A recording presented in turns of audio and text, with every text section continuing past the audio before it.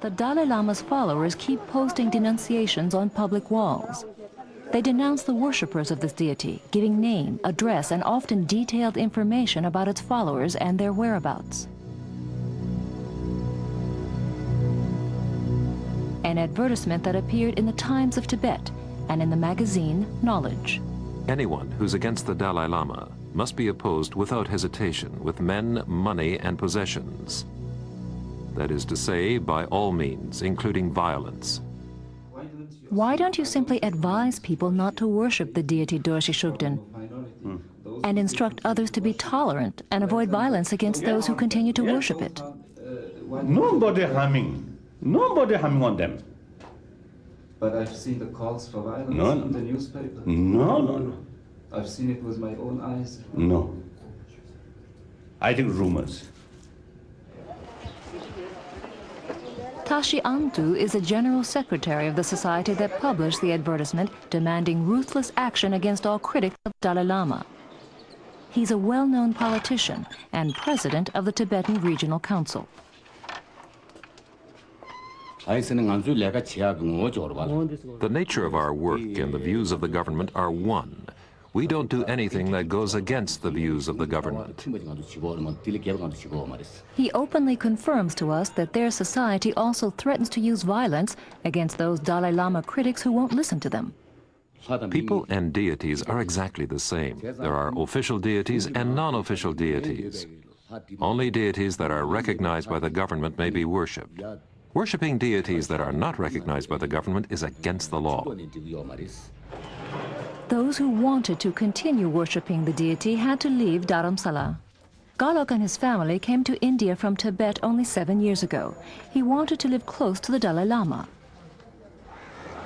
He has been in Delhi for 8 months now. Life in Dharamsala has become unbearable. He almost never leaves his little room, an emergency shelter. He does not speak Hindi, and he feels alien in Delhi outside the Tibetan community. He was a carpenter in the Norbulinka Institute in Dharamsala. I came here with the Dalai Lama in mind. Now I'm here and am not allowed to attend his teachings. I keep thinking about it again and again. My health was weak and is getting worse. I cannot give up the deity, nor can I give up the Dalai Lama. They say the Dalai Lama wants it this way. In Dharamsala, everyone was against me.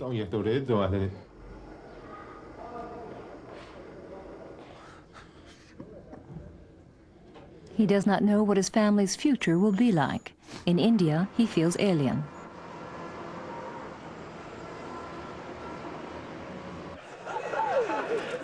Tibet at the end of the 50s. The Dalai Lama at his doctoral exams. Shortly thereafter, he had to flee. It was the oracle of the deity Neshung that advised him to flee, writes the Dalai Lama in his autobiography. Still in a trance, the medium stumbled forward, took paper and pencil and drew clearly and precisely the escape route. To find out more about the escape, a trip to the south of India.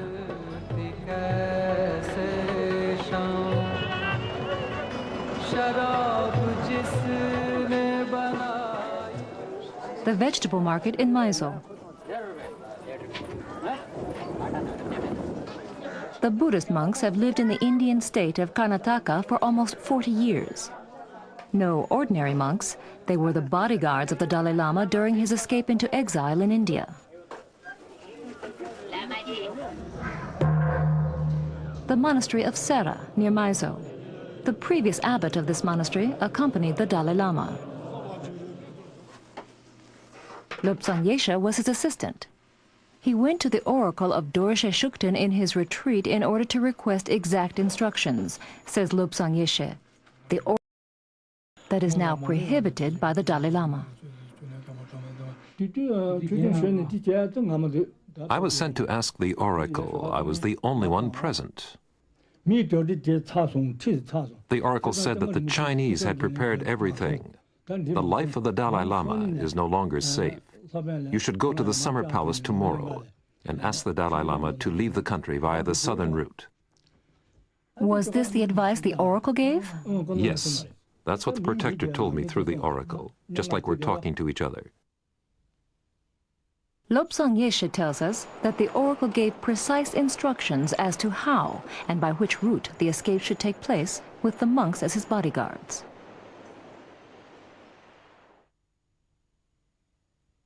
But the Dalai Lama does not recognize the help of this deity.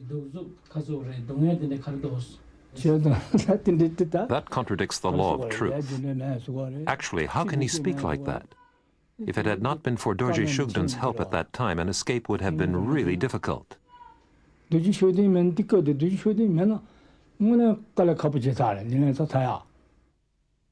The bodyguards left the summer palace first.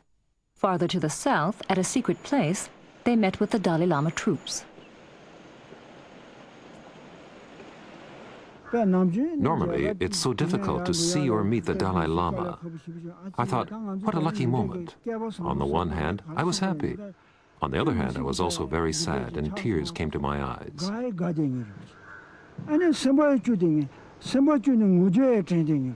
The others rode on horses, and we followed them on foot. We had to carry all sorts of things, swords, rifles, and so forth.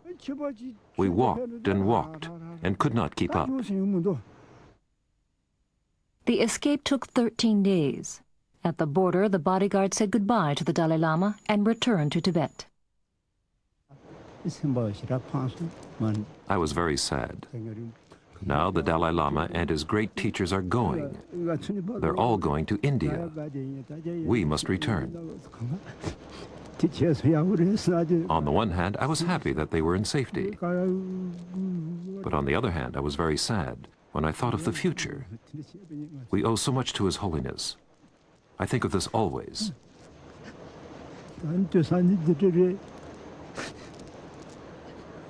But nowadays it's so desperate.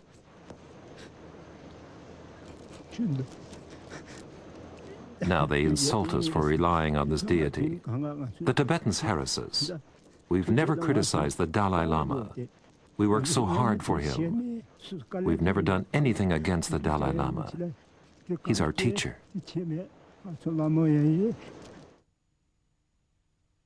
In the months to come, 100,000 Tibetans followed the Dalai Lama into exile.